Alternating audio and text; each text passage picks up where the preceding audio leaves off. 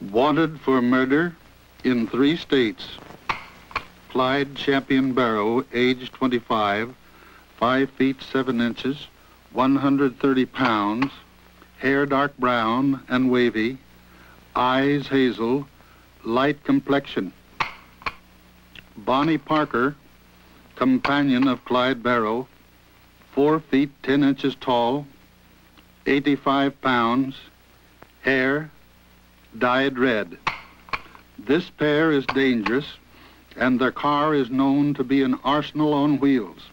She reads romance and movie magazines and writes poetry. He fancies himself a musician, plays the saxophone. Entertainment history will record that in the closing months of 1967, a motion picture rose to inordinate and frightening importance on the American and international scene. The film was based on the exploits of Clyde Barrow and Bonnie Parker, America's most wanted criminals in 1934, and of Captain Frank Hamer, the Texas Ranger who tracked the pair down and put an end to their bloody careers.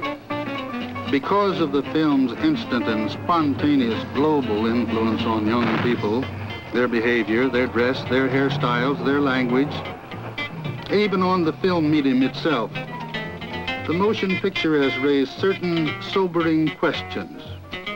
Was this film and others like it just another transitory fad for audiences that need to be shocked to feel any kind of emotion? When viewers in Tokyo, London, and New York City applaud and cheer at the death of law enforcement officers on the screen, is it just more fuel for the violence that grips our cities?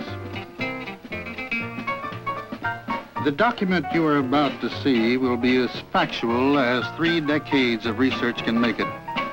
We will examine the crimes, the criminals, and the man who put an end to their brutal killing. We are searching for answers to these questions. Is the cult of Bonnie and Clyde cause or effect, or both? Is it escapism or a sedative? Is it myth or madness?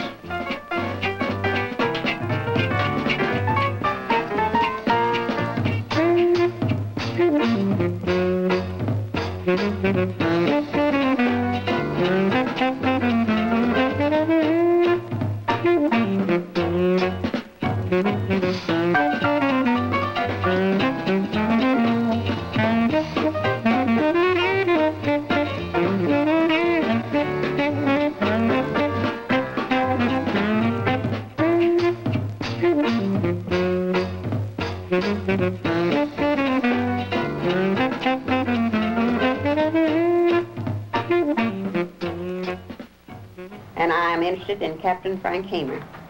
I was wondering if there is any way to get in touch with Mrs. Hamer. I saw the movie Bonnie and Clyde. I must admit it was very good acting. Saturday, the 2nd of March, Mother took me down to the Star-Telegram, and I saw the pictures of the real Bonnie and Clyde and read about all their cronies. When I saw the movie and the part where Captain Hamer spit on Bonnie, I felt I hated him. But when I read about all the people they killed and in cold blood, I felt differently towards Captain Hamer. My friends think the captain was so cold-hearted to kill Bonnie and Clyde because they were so much in love. I tell you, if Captain Hamer were alive, I would congratulate him on his actions. And since he is not, I must congratulate his wife instead. Clyde Barrow was an absolute paranoid. And Bonnie Parker, if anything, was worse. They reveled in their killing. Clyde would, some of our interviews showed, if he saw someone walking down the street that even with his back turned, that looked suspicious, he'd grab for his gun and say, "That man's after me."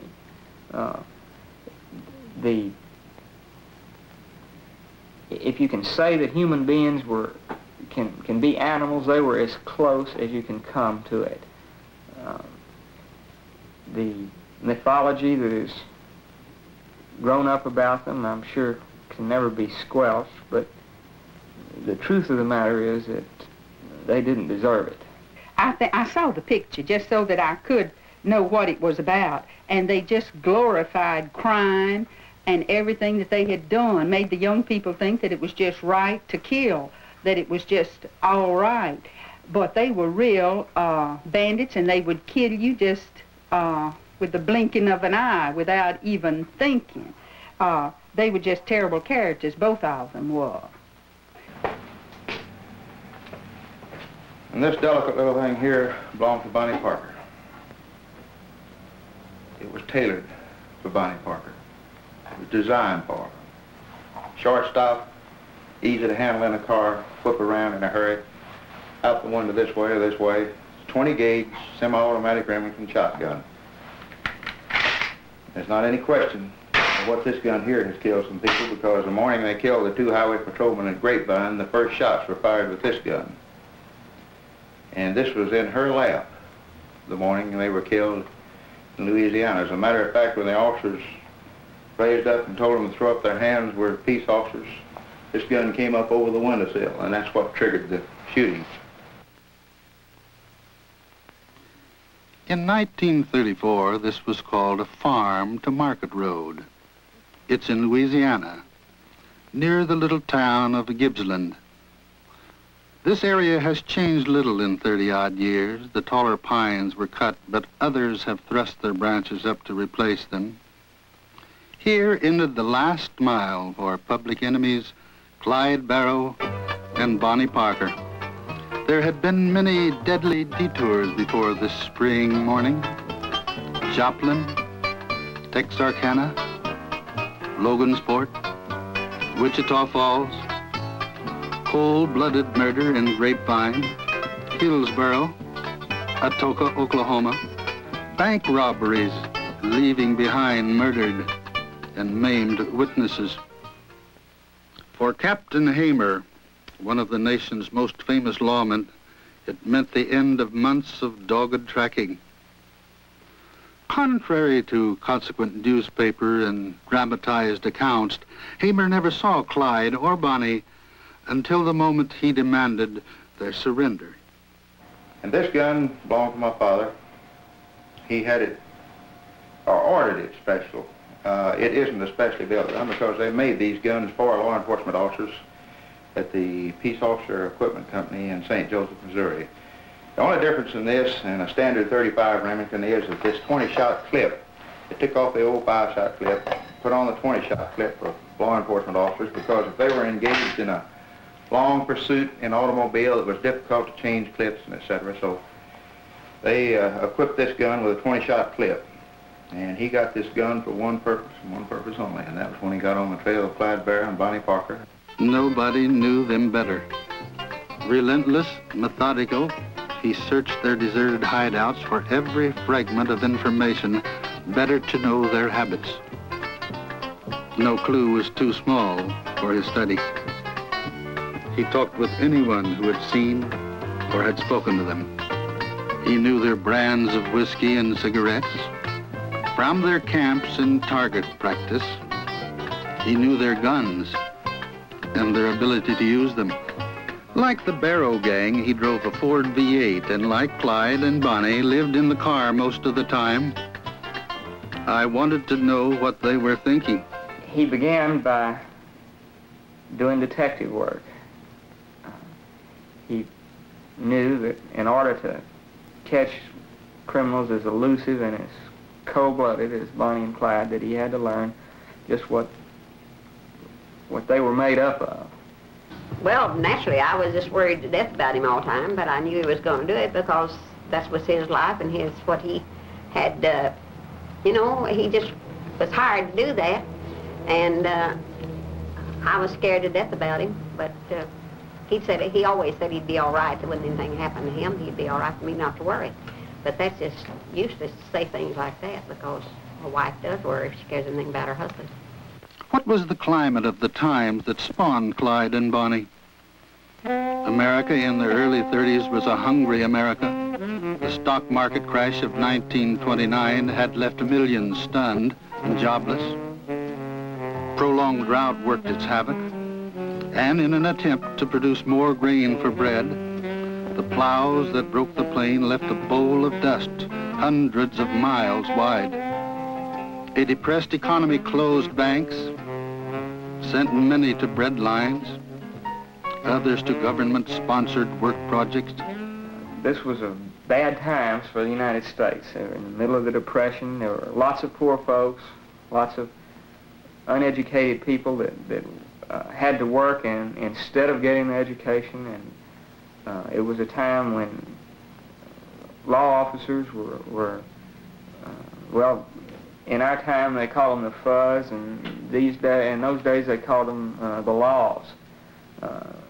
Just like we've got our people who disrespect the law, there were a lot of people back in those times who did also. But they weren't like Bonnie and Clyde. To begin with, you know, they expected something for nothing, and we can't get anywhere with that in life. You know, we've got to work for what we get or inherit what we get some way or another. And they tried to steal, and that's a principle, of course, that we try to, honesty, we try to instill in all young people, you know, pays off. And to the value of a human life is important. And to them, a life didn't mean anything. They had just seen kill as to talk to you.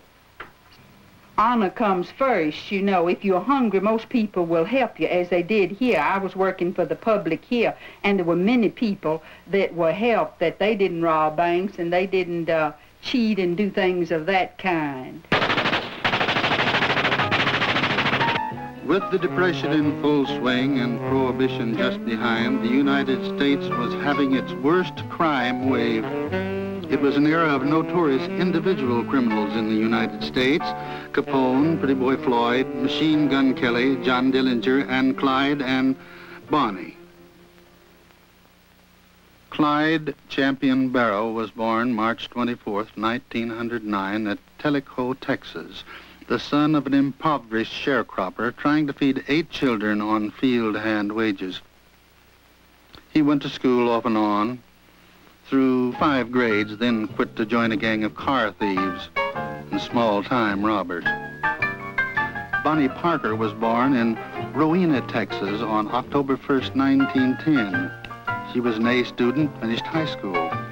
She met Clyde in January of 1930, and they fell in love instantly. A friend of the two lovers described them thusly: he was a little man.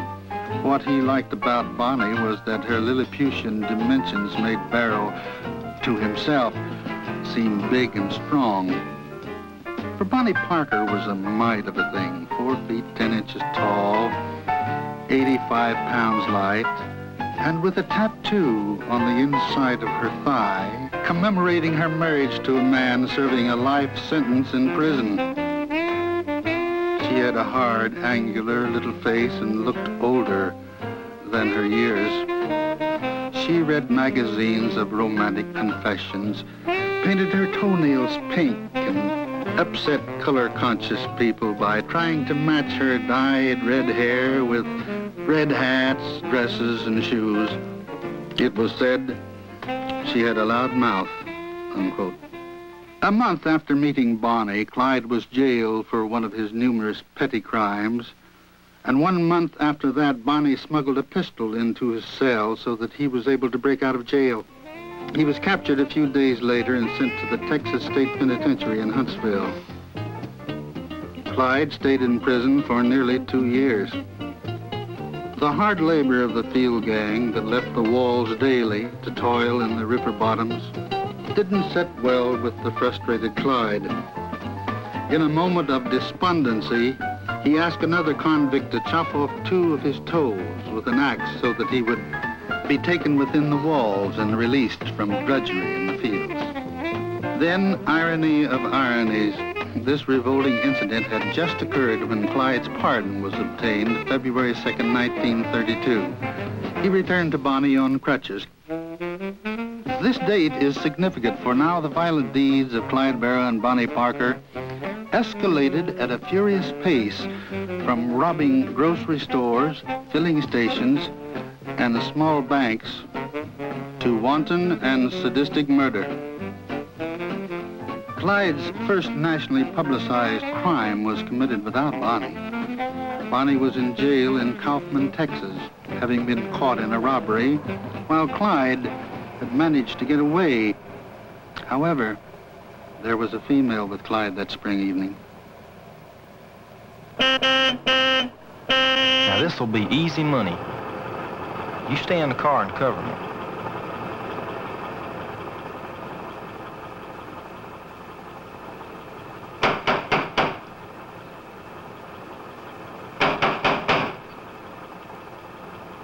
Hey, open up, old man.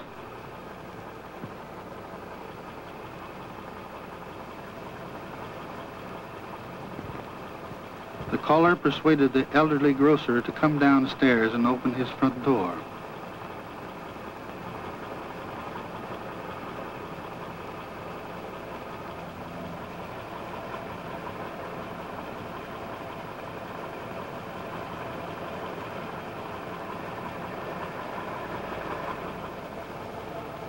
Give us some gas. And your money.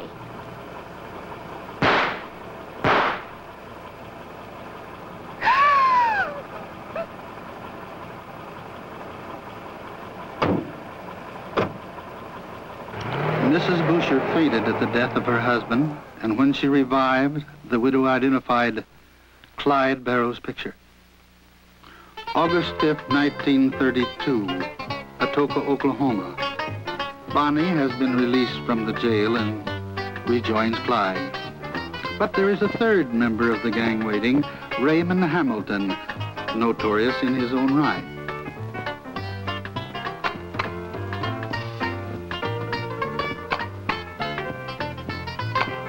Hamilton was one of the succession of men who would, for a time, be a friend to both Bonnie and Clyde, completing the strange and interpersonal triangle called the Barrow Gang.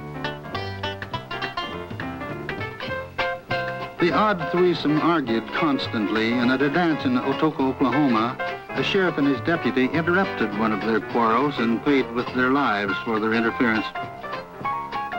Shortly after this incident, Raymond Hamilton is caught and goes to jail. To escape capture, Clyde and Bonnie travel north and rent a small stone bungalow in South Joplin, Missouri.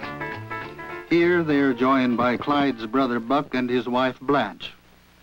Buck has only recently been released from prison, and as Blanche was to later claim, they had come to Joplin to try and persuade Clyde and Bonnie to settle down. But an all too familiar pattern was to repeat itself. With Clyde Barrow at the wheel, as usual, a fast and good driver, the bandits' car sped down the road toward the wilds of Oklahoma. With their usual good luck, Bonnie and Clyde, Buck and Blanche had gotten away, leaving death and sorrow behind them. The place was searched. A newspaperman found and developed a roll of film.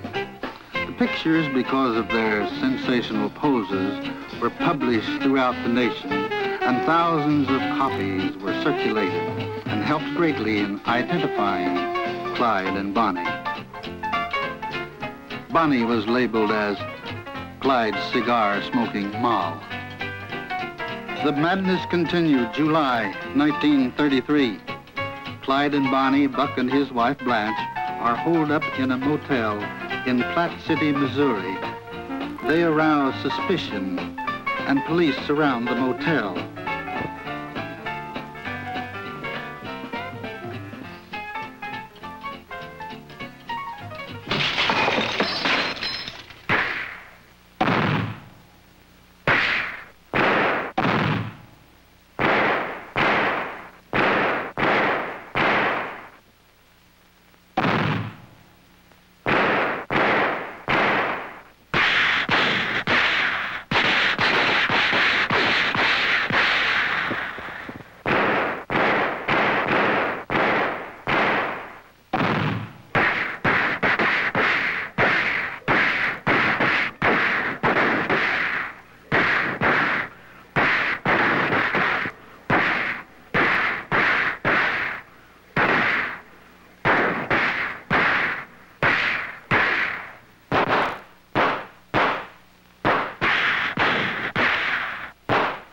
fugitives escape, but Buck is mortally wounded. Several days later, police catch up with him and capture Buck and Blanche. In this remarkable photograph, Buck is dying while his wife, painfully aware that this is the end, is restrained by peace officers.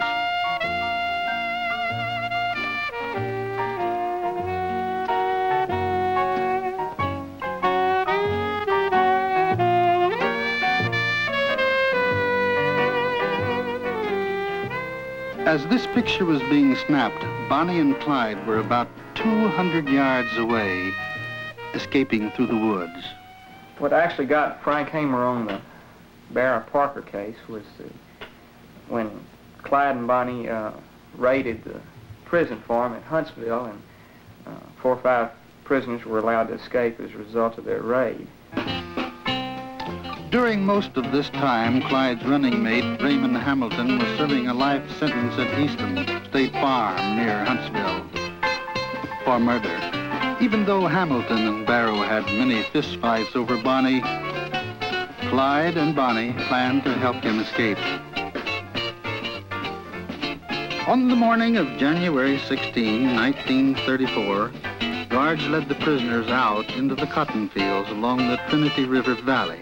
One of the convicts slipped unnoticed behind a log where he picked up a .45 caliber pistol. Raymond Hamilton, Henry Methvin, Joe Palmer, H.B. Bybee, and another prisoner backed away from the guards. From the highway nearby, Clyde and Bonnie roared toward them. In a barrage of nearly 100 shots, one of the guards was killed. 5 prisoners escaped. Lee Simmons, head of the Texas prison system, was enraged over the brutal killings and escape of the prisoners. He wrote about it in his book, Assignment Huntsville. I lay awake nights until I had worked out a plan to bring the Clyde Barrow gang to justice. I needed an experienced and dependable man to put on the trail of Clyde and Bonnie and stay on it until they were either captured or put out of business. My decision was for Frank Hamer. If all the criminals in Texas in 1934 were asked to name the man they would most dread to have on their trail, they would all have named Captain Frank Hamer. There was not an outlaw of the period that did not fear and respect him. It got to where in the 1915 to 1925 era that when there was a riot or trouble, all he had to do was just walk up to the trouble and introduce himself. I'm Frank Hamer. And that was generally the end of the riot and the end of the trouble. Frank Hamer was born March 17, 1884. Although there were many successive homes during his childhood, the longest and fondest tenure was in Oxford, Texas, near the Llano River, working as a cowboy and in his own blacksmith shop. And it was here, he said in later years, I got my Oxford education. I, Francis Augustus Hamer, by occupation a cowboy, do hereby acknowledge to have voluntarily enlisted this day, 21st of April, 1906, as a private in the Ranger Force of the state. If Hamer's beginnings with the force in this barren, sun-drenched town were inauspicious, the peace and quiet were short-lived. In the next 2 decades, Frank Hamer tangled with wire cutters, horse and cattle thieves, bank robbers. He was called to every corner of the Lone Star State, but it was in the West that his star would ascend. The briefest history of what is known as the bandit troubles in Texas and Frank Hamer's involvement in this decade of turbulence can be found in Walter Prescott Webb's The Texas Rangers. I quote, in 10 years, there were 11 presidents of Mexico, all of whom succeeded through revolution and some through murder. In one period of 4 years, 1911 to 1915, Mexico had 9 presidents. One of them served 28 minutes. Naturally, the repercussions were felt along the Texas border. Add to this a world war in which Mexico was reputed to be pro-German, and then Prohibition.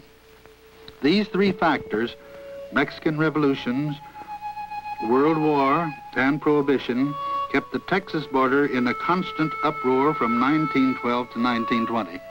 The Rangers already had their hands full with smugglers, but never until Prohibition was smuggling so profitable or so easily engaged in by those of limited means. After special duty with the United States Prohibition Service, Frank Hamer was promoted to captain. Then, in rapid succession, transferred to Austin as captain of Headquarters Company. His reputation grew as he led his men in cleaning up the oil towns of Mejia, Ranger, and Borger. Known to have participated in nearly 100 individual gunfights, to have killed 53 men defending himself and others in the line of duty, wounded 17 times, and left for dead on 4 occasions. He was the best, most fearless, and most efficient peace officer Texas ever had. And to J. Edgar Hoover, he was one of the greatest law officers in American history, unquote. This was the man the head of the Texas prison system would ask to capture Clyde Barrow and Bonnie Parker. The blatant midday raid on a prison and the gunning down of the guards infuriated Lee Simmons, who was head of the penitentiary system in Texas. He went to Hamer, and Hamer agreed to get on the case at a great personal sacrifice to himself. Well, it was a personal sacrifice for Captain Hamer to take this job, but he has been an officer all of his ever since he'd been old enough to, and he felt like he owed it to his country to rid the state of Texas and, well, might say the United States of criminals like Bonnie and Clyde. And he had fought criminals all of his life, and he knew that they were murderers. Easter Sunday, 1934. Hamer has been on the trail of Bonnie and Clyde for 50 days and nights. And then another incident, all too familiar to Hamer, enrages a nation. It is aroused and impatient with so many cold-blooded murders. An elderly farmer, William Schieffer, recovering from a fine Easter dinner, examines his flower beds. The cars drive by in front of his farm, which lies along the highway between the city of Dallas and the town of Grapevine.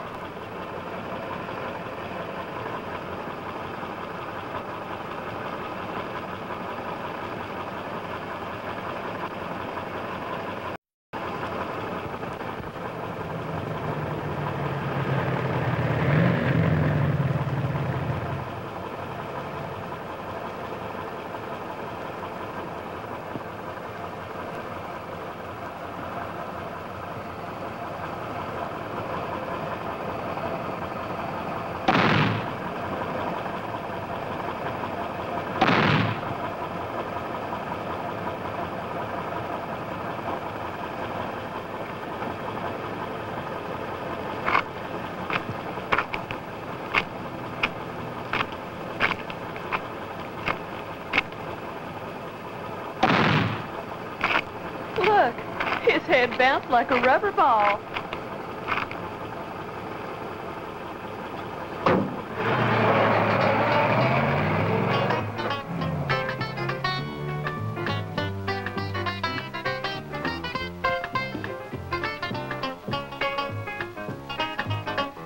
Fingerprints found on the bottles were those of Clyde Barrow and Bonnie Parker. Recalling Bonnie's slaying of the officers in cold blood, Frank Hamer remarked, "She was, begging your pardon, a bit of a female dog." unquote. The dozen proven murders, there must have been 2 or 3 times that many that they actually killed, but 80% were law officers, and some of the others were killed as bystanders when they were actually after law officers. It wasn't a disrespect for the law, it was an absolute psychotic hatred of the law that these 2 people had. April 6, Miami, Oklahoma. Bonnie and Clyde, accompanied by Henry Methven, get stuck in the mud near Miami, Oklahoma.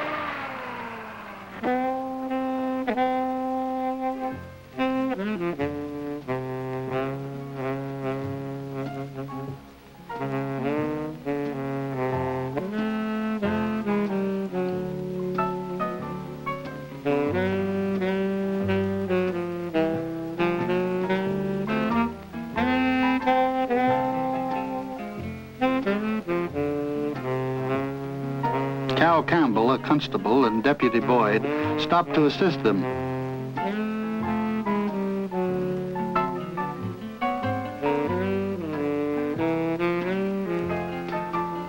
Well, you folks seem to be needing some help. We don't need any help from the law. Go!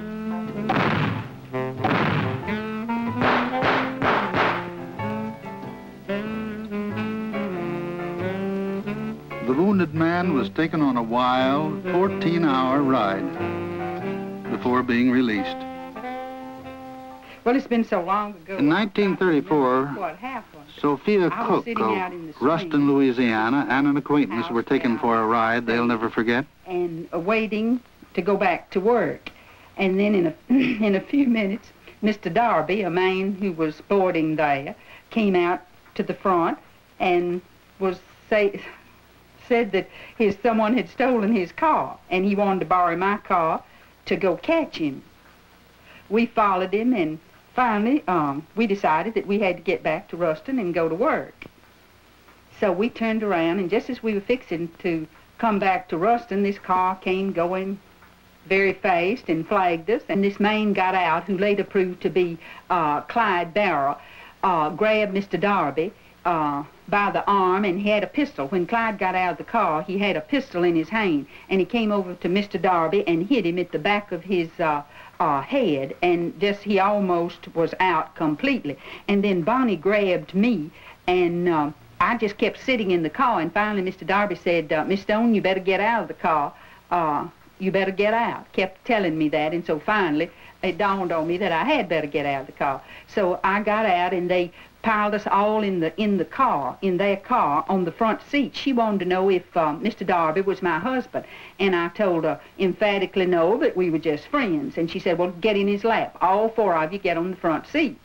Of course, we were just really frightened to death, both of us. I'm sure he was. I know that I was, because she had a pistol in her hand and kept it in my side the whole time that we were with them. And she wanted to know what business that we were in, what I did, and I told her that I was home demonstration agent and that I had been preserving some food over at the high school. And she said, oh, how hungry I am. I wish that I had some of that. And I laughingly told her she'd just take me back to Ruston. I'd give her all the food that she wanted. And though when we first got in the car, the conversation wasn't too friendly. Of course, I was begging to save our life, and I really believe that that is what saved our life, because she said later on in the day that if they hadn't taken a liking to us, that they would have killed us. And when we first got in, they were so mad because we were so close to their stolen car, and they had intended to rob the Ruston State Bank that day, and that was going to be the getaway car.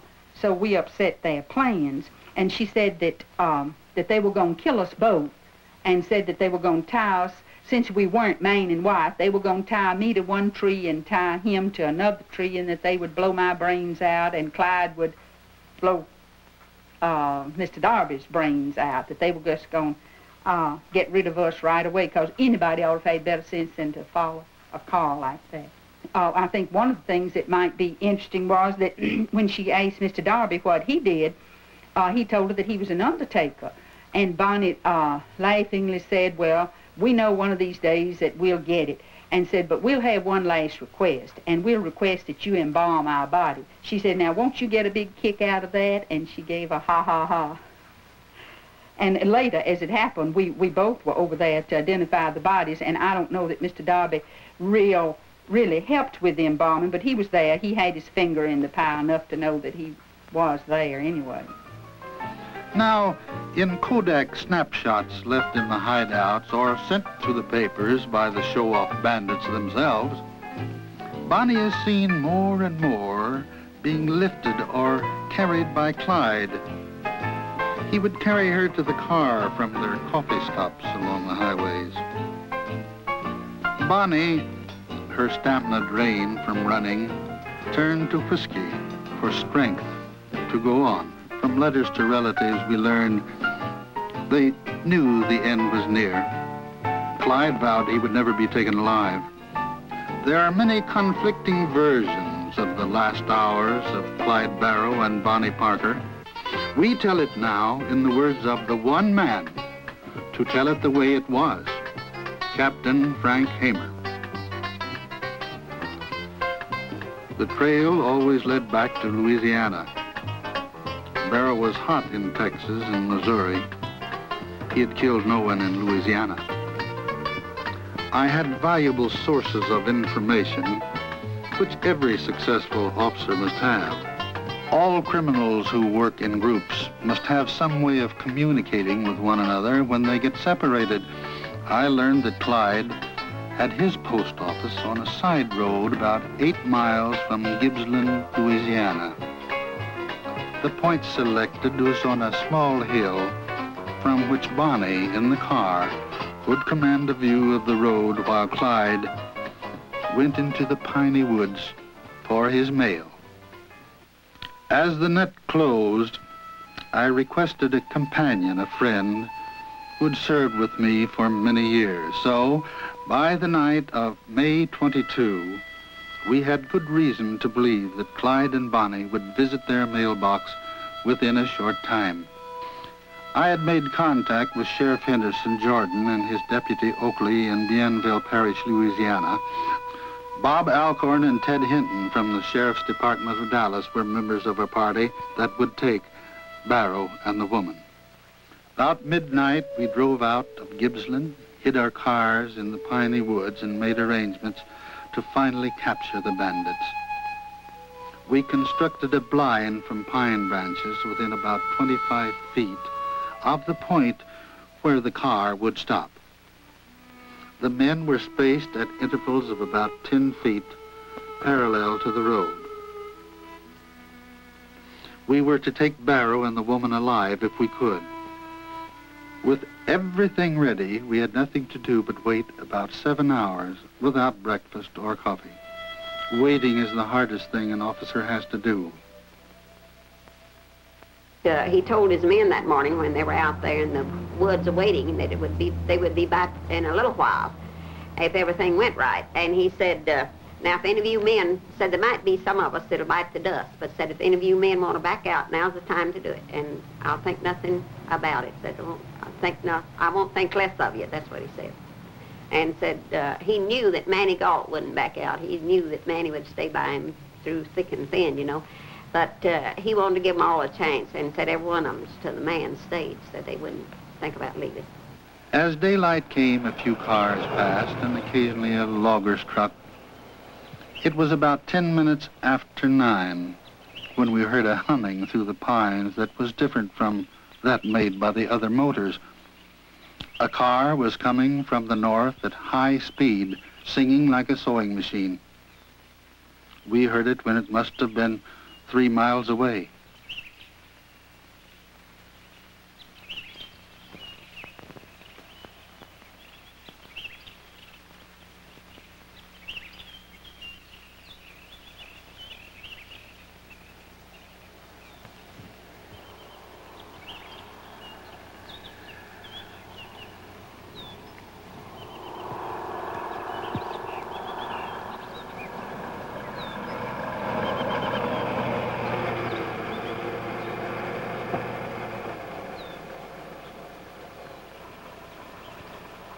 When Barrow brought the car to a standstill, he pressed the clutch and slipped into low gear with the engine still idling.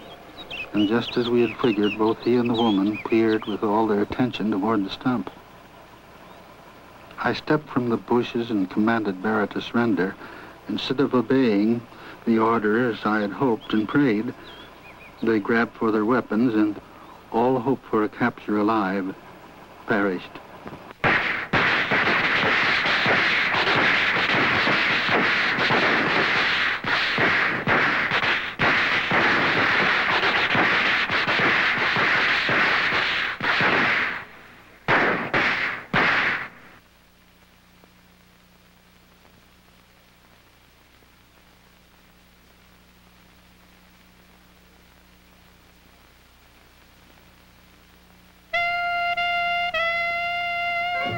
Somewhere along the line, something went wrong in their minds, of course, that made them such outlaws and made them have such a feeling toward the law, because they wanted something for nothing, and that they knew that the officers stood for what was right. Clyde Barrow was absolute paranoid, and Bonnie was, if anything, worse. But she told me if I dared move, or if I got out of that car, she'd shoot me in the back and kill me, and for me to stay put.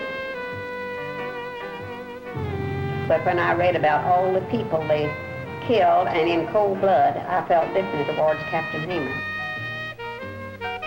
But that shows his hate just immediately. It didn't matter whether they were after us or what, that they were just officers of the law standing for what was right, and that they were going to just mow them down regardless whether they had done anything or not. Now, those officers weren't doing a thing but doing the duty and looking for us, but they were going to kill them if they had turned around. They were going to just shoot them. He said, we're not going to wait for anything if they come back. We're just going to kill the officers, and that showed their thinking. It was so warped.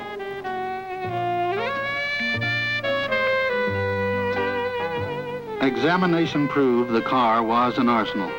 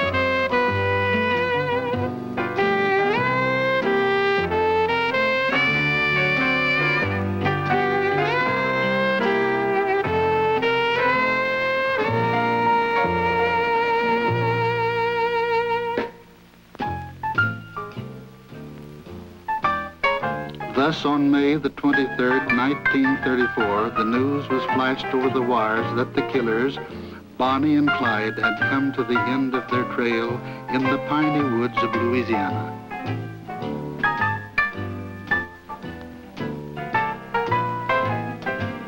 A wrecker came and towed the bullet-ridden vehicle to Arcadia, where thousands came to view the death car.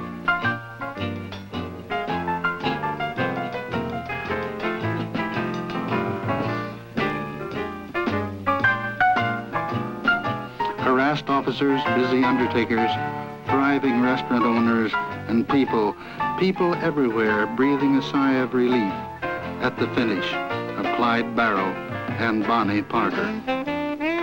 Coroner J.L. Wade asked Frank Hamer if he was quite sure that the slain couple was Barrow and Parker.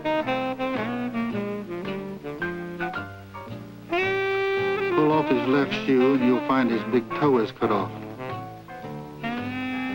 He has a tattoo with the initials EBW on his left arm, and on the right arm is a figure of a girl and the name Grace tattooed there.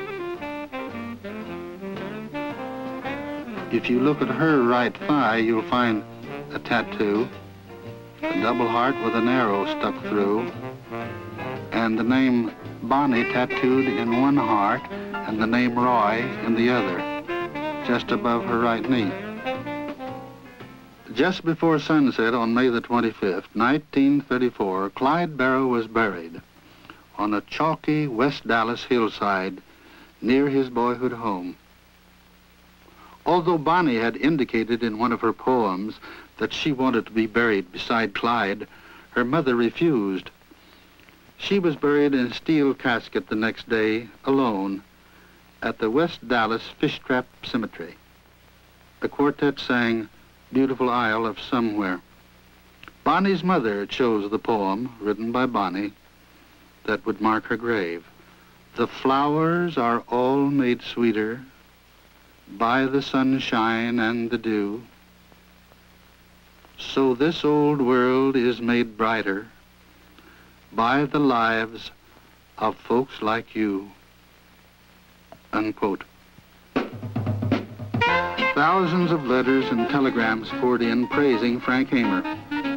He was applauded by the press and honored on the floor of Congress. Special resolution was passed, and the Texas legislature passed a similar tribute. One man sent a telegram which simply said, "I feel a damn sight safer driving around at night now, thanks to you." Captain Hamer had actually retired from public service when he was asked to go on the Bonnie and Clyde case. He first became a ranger in 1906. He was, even at the time of 1915 to 1925, people considered him the greatest Texas Ranger that had ever lived. J. Edgar Hoover later said he was one of the greatest lawmen in American history. Walter Webb said he was the most fearless man in the American West. There are letters from 5 or 6 Texas governors that call him the greatest law enforcement officer that Texas and the Southwest has ever known. And there was another kind of letter. Although the stolen guns and ammunition from the car were awarded to Hamer by the authorities, both families tried to get the weapons back, since they could now be sold for a great deal of money to collectors. I am writing you again, as we have never got no answer from the other letter we wrote you. We have been told here by Sheriff Smoot Schmidt that you have in your possession some guns that were in the car at the time you and other officers killed my boy Clyde. And this gun is a Browning automatic rifle, BAR. I guess every ex-GI in America knows what this is. This was in the car with Clyde and Bonnie, along with another one just like it. They stole this gun from the National Guard Army in Beaumont, Texas. It's a pretty powerful weapon, and I'm sure they used it with some telling effect up at Joplin, Missouri, because the Missouri police up there had an armored car that was dismantled with the gun, and I'm sure it was one of these. No one has ever seen a picture, found a record, or any officer who survived a gunfight with them has ever testified they had a Thompson or the so-called Tommy gun or submachine gun. They never had one. But they did have these weapons here, which can be fired full automatic. But I think the sergeant of the Missouri State Patrol by the name of Kaler said that he was standing behind a pecan tree quite large. He told my father when he was on the case, and said, I thought I was pretty safe. But he said, that little red-headed woman filled my face full of splinters on the other side of that tree with one of those guns, and I'm sure that's what she was using.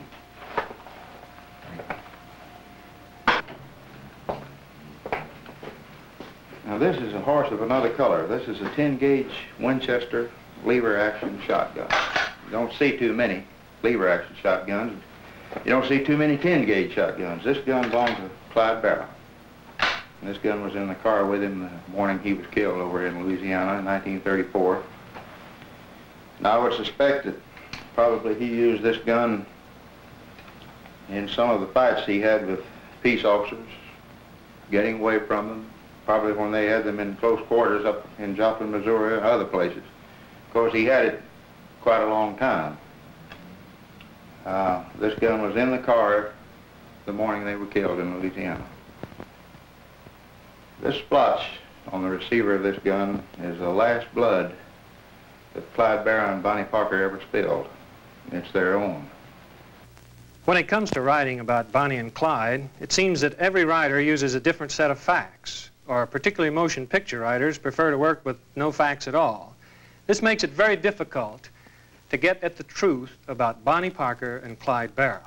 Now here today in the studio, we have set up a rather unique method of getting at the truth about this pair. What you see here is a lie detector, commonly called, or preferably called, a polygraph. This man is Floyd Hamilton. And we're going to give Floyd a lie detector test and ask him some of the most controversial questions about Bonnie and Clyde. But first, I'd like to establish Mr. Hamilton's association with Bonnie and Clyde, with the Barrow gang. Floyd, you were released from prison when? July the 2nd, 1958. 1958. And how long were you in prison? Approximately 20 years. 20 years. What prisons were these? Leavenworth, Alcatraz, and Texas. How many years did you spend in Alcatraz? 12 years and about 70, 80 days. And what was this for? Bank robbery and transporting stolen cars across state line. What state lines were involved? Well, several state lines. See, they're all cases were transferred to Fort Smith, Arkansas, and there where I was tried. Mm-hmm.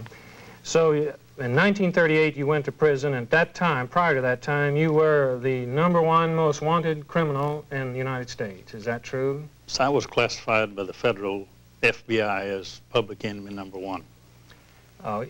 It's true that you were also the brother of Raymond Hamilton, is yes, that right? That's right. What happened to Raymond?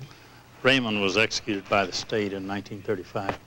1935? Yes. And what was this for? On escape, when Clyde and Bonnie liberated from East Ham prison, an officer was killed. An officer was killed? Yes. And Raymond was tried for this? He wasn't tried for the murder. He was tried for being a principal in the planning of the break. And he was found guilty and yes. executed. Now, Raymond was often, or several times during his career, was a member of the Barrow gang. Is that right? Yes. In fact, when he was a youngster, he was a friend of Clyde Barrow's. Is yes. that right, a teenager? And I believe you said you knew Bonnie when she was still in grade school. Yes. When was that? Well, I moved to Dallas in 1920, and I went to school, Cement City School, where she attended, and during the part of 1921 and 22. This was before you quit school? Yes. And you lived in what was then called West Dallas, is that right? Well, it wasn't part of the city then, it was county, but it's what is called West Dallas now. Describe West Dallas to me. Well, it's more or less a poor district, slum district. And this was during the Depression, is yes, that right? And during that time there was approximately 5,000 people lived out there, but now I think it's about 30 or 40. Mm-hmm. And this was the home of both Bonnie Parker and Clyde Barrow? Yes. See, Clyde and Bonnie, including myself, moved to Dallas during the 20s, and we all moved in West Dallas. Now, when did you know that your brother Raymond and Clyde were engaged in criminal activities? In 1932. In 1932. Clyde had already been in prison prior to that time. Yes, he was on a, well, I suppose he served 2 years in prison on a 14-year sentence. So he had a approximate 12-year parole. You saw your brother and Clyde and Bonnie quite often, is that right? Yes. And during 1932 to 1934, when Clyde and Bonnie were desperados, you had contact with them? Yes. Continuously? Very often. Not continuously, but continually. Sometime yes. There'd be a week or two or a month in between meets. Where would you meet them? On country roads surrounding Dallas. What was your purpose in meeting them there? Well, mostly to take Miss Parker, Miss Barrow, and my mother out to meet them, to visit with them. Did you take them food or money? Or? Oh, yes. I took them food and also drained gasoline out of my car and put in their tank. You mean Clyde was not a very successful bank robber or robber? No, I wouldn't say he was. They were often without money? Yes. Now tell us about Bonnie. Was she an integral part of the gang? Well, she was a continuous part of it because Clyde and Bonnie and Ray all began their crime career together. Were Clyde and Bonnie sweethearts? Yes. They were. Did she participate in the robberies and the killings? Only by being present. She, as far as you know, did she ever kill anyone? No. She did not? No. Did they tell you about their robberies and their killings when you met them on these country roads? Well, after each crime was committed, gun battle or what you might call it, run-in with the law, well, we would question them and they would tell us their side of the story. And no one ever said to you that Bonnie participated in the shooting or that she ever killed anyone? No, never did. All right, now, there was rather a tragic automobile wreck in which Bonnie was severely injured. Could you tell us about that? Well, I can give you their version of it. All right. They were running at a high rate of speed up in the panhandle of Texas and one night, and a bridge was washed out, no lights, and they run off into the riverbed or creek bed or whatever it was there, and the car turned upside down on them and caught a fire and trapped Bonnie under the car, and farmers living nearby come out and turned the car over and got Bonnie out, but she was burned very badly on one leg. Is that all? One leg was burned, yes. Or other parts of her body, just the leg? Mostly one leg. Her right leg, was that right? Well, I don't remember. You don't recall. Did you ever see her leg while it was still burned? No, I didn't see it was burned, but directly before it was healed up real good, yes. Did they go to a doctor? Did they have access to a doctor? What did they do? They went to Missouri and rented a garage apartment, and... Was that when Buck and Blanche came up to stay with them? Buck was released from prison. He bought an old Mormon automobile, and he and Blanche went to Missouri to front for him. This is Buck Barrow, the brother of Clyde, Clyde's brother. And they shot themselves out of a trap there in Missouri, didn't they? Yes, the officers came out to investigate. Now, these officers testified at my harboring charge in 1935. In other words, I heard both sides. I heard Clyde's side and the officer's side of the story. And it was similar. That they went out to investigate something suspicious that people had called, and they didn't know that it was Clyde and Bonnie. And one or two officers got killed. Well, back to this, we'll get to that in just a minute. Back to this burn that Bonnie suffered.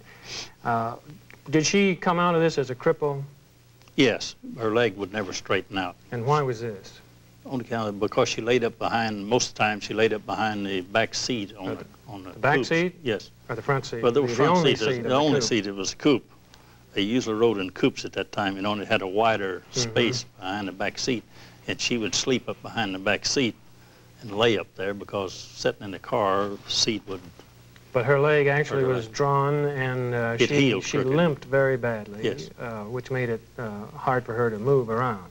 Did Clyde have to help her in and out of buildings or in and out of the car as a result of that? That's right. Tell me, how did they live? Where did they sleep? Where did they eat? They slept in cars, and they would eat out of drive-ins or country grocery stores. Country grocery stores. How about their bathing facilities or bathrooms? That would take baths in creeks or streams out in the countries. And the restroom was the bushes, is that right? Not a very glamorous life. No, it wasn't. I can assure you that because I went through some of it.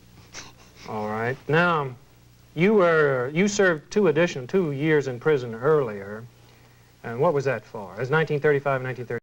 That was conspire to harbor Clyde Barrow, Bonnie Parker, and my brother Raymond. That's when Bonnie and Clyde broke Raymond and others out of the Eastham prison. Is that right? Yes.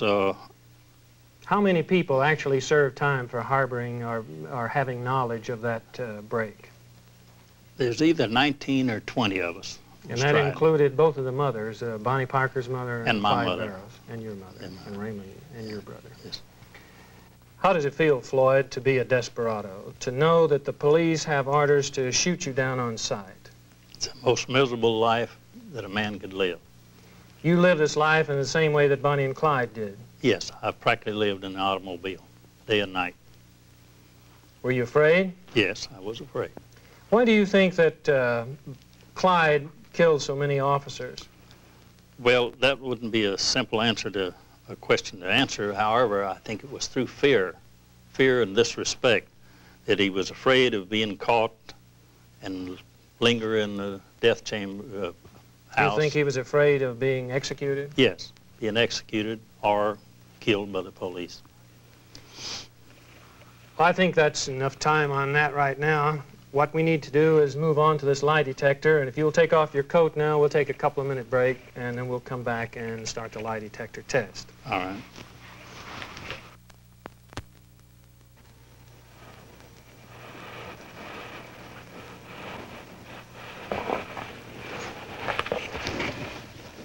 It's okay, just leave it.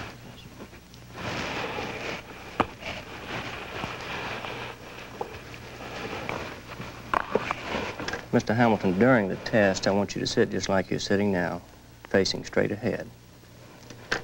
When I ask you to, I want you to close your eyes so you can concentrate on the questions better. Please answer all of my questions with a simple no or yes. If during the test your right arm actually goes to sleep or gets uncomfortable, you let me know and I'll be glad to take the pressure off, but please do not move either hand.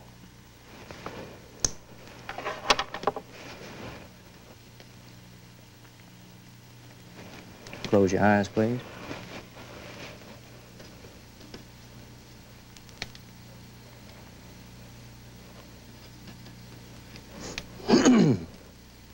I'm ready to start the test.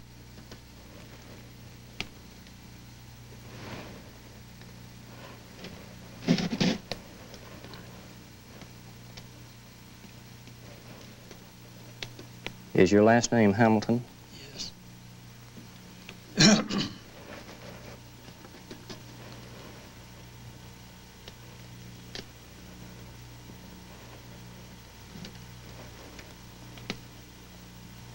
Were you born in 1908? Yes.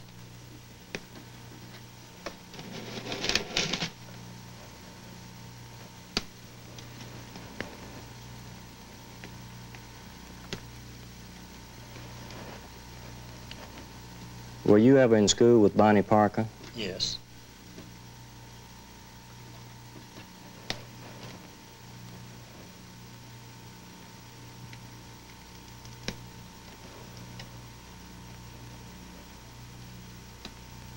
While you were in school with her, did you ever hear anyone say that Bonnie was a girl of bad virtue? No.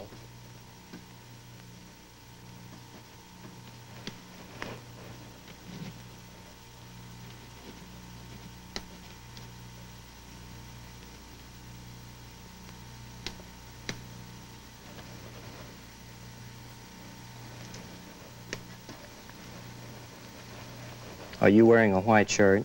Yes.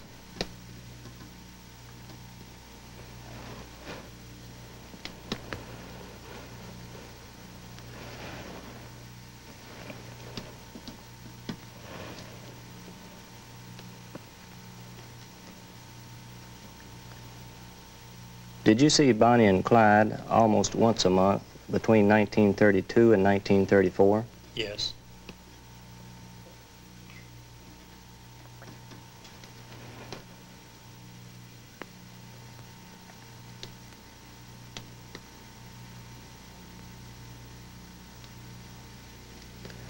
To your knowledge, did Bonnie ever kill anyone?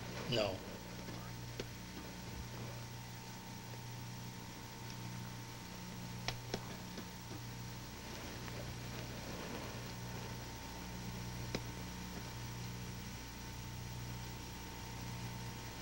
Have you eaten today?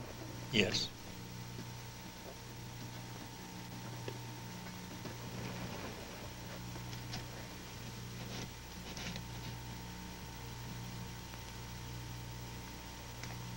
Did you ever see Bonnie smoke a cigar? No.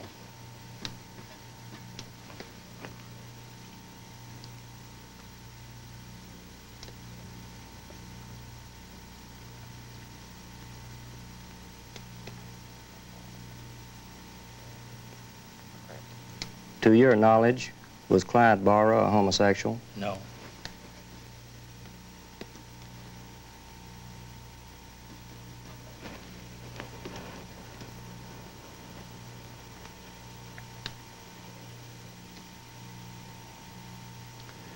To your knowledge, was Bonnie Parker a nymphomaniac? No.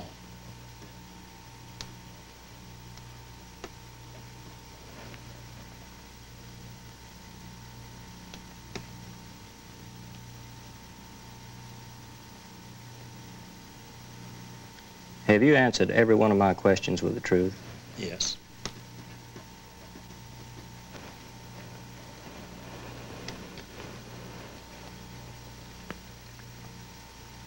This chart is over with, but I want you to sit just as you are until I tell you so.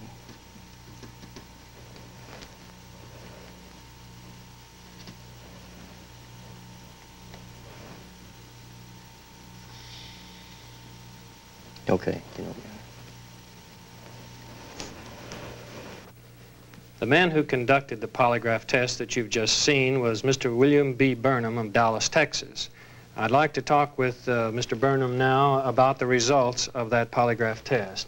Mr. Burnham, you made this test and another test this morning, is that right? Yes, that's correct. You, in other words, you corroborated the test that we made on camera with another test under ideal polygraph conditions. Yes, of course, the first test, the real test will run first and then followed up with this filmed test. This was in this studio, but just with you and Mr. Floyd Hamilton in the studio. No one else around, no lights, no camera. That's right, only myself and him. All right, now you've had a chance to review your findings from both those polygraph tests, and in general, what would you say? Generally speaking, in my opinion, the test is inconclusive. Inconclusive? Yes. Let me go further here. The question regarding whether or not Mr. Hamilton was in school with Bonnie Parker. Yes. It's my opinion that he told the truth when he answered yes, that he was in school with Bonnie Parker.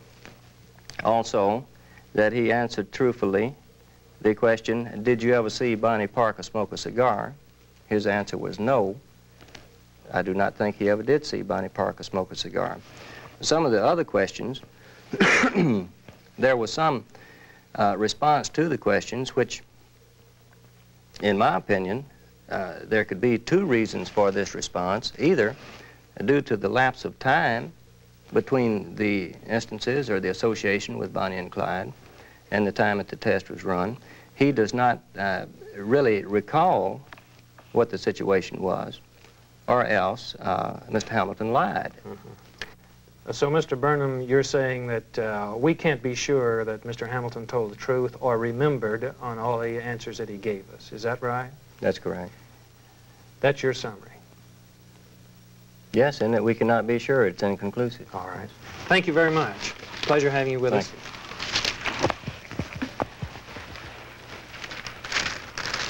The Texas Rangers have discharged their duties with honor through more than a century of frontier defense and contemporary crime fighting.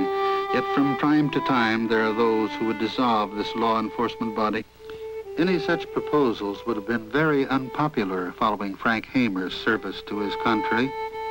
And if the film you have just seen has given you a new awareness and appreciation of law enforcement, then Frank Hamer would have been pleased that you saw it.